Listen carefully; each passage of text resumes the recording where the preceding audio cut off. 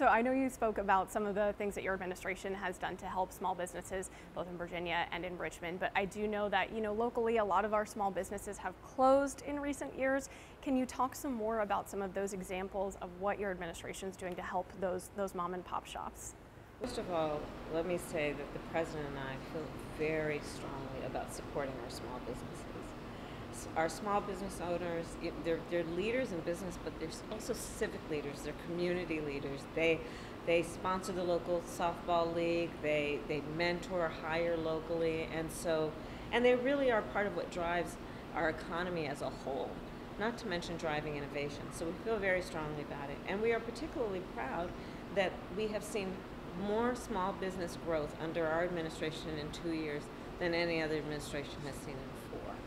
So we know that the work that we are doing is actually creating incentives for people who are entrepreneurial, people who have an idea to actually start a business. In fact, here in Virginia, we've seen 255,000 filings for new businesses in just the last year.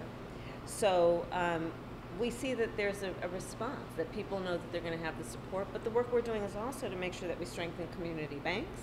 A lot of the small business owners that I talk with, they want to grow their business, they want to hire more employees, and community banks situated in the community really do understand the needs of the community and therefore the need to support the small businesses in their communities. And so that's a lot of the work we're doing too. Speaking of wanting to grow their business and hire more employees, one of the challenges that almost comes from that advantage is that, in March we saw 143,000 Virginians who are unemployed, but small business owners are still saying, hey, I'm having trouble hiring. So what do you say to people on both sides of that challenge? Well, I understand the concerns of the employers, and we want to do everything we can to grow the workforce. And that's a lot of the work that we have been doing. That's been about apprenticeships and making sure that people have options in terms of skills development and training to be able to take on the jobs that need to be performed. We're here at Babylon Farms where they are literally have a business model where people can virtually come off the street with no skills and go through a 6-week training program right here on the site. And we're seeing a lot more of that around the country, which is the willingness of employers to partner, for example, with labor unions, and the IBEW is an example, to engage in developing the skills that are needed to take on these jobs, which are good paying jobs. So we're excited about that. Plus we have seen under our administration, we've created 12 million new jobs in the last 2 years and some months. So we are seeing that this is working, this approach is working, and we're going to continue to push forward. What do you say to Americans everywhere who are concerned about a potential recession this year? Well, so far, the economy is looking very good in terms of us addressing the concern that people rightly have about the cost of food, the cost of gas, and we've been able to address that in a variety of ways. But I will say that when we think about the pressures, the economic pressures on American families, it includes long-standing issue, for example, of the medical debt families are experiencing because the cost of healthcare is too expensive, and in particular prescription drugs, which is why we took on this issue, in particular on the issue of insulin, which so many of our seniors have diabetes, and we're making decisions about whether they're going to pay their rent or put food in the fridge, or they were going to pay for their insulin. And we have now capped the cost of insulin at $35 a month.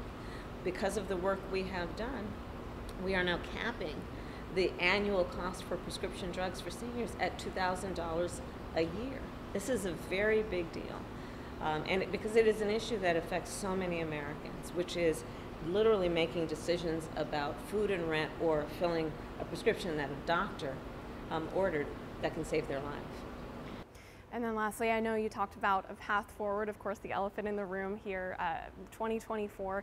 As of April 25th, it was, I believe, polls showed a 41% favorable rating of you in particular, and 50-some%, I believe it was, unfavorable. So what do you say to those voters about the next 4 years that you're looking to make these changes? We are very excited about the next 4 years because it's going to be about continuing to do the work to respond to the needs of the American people.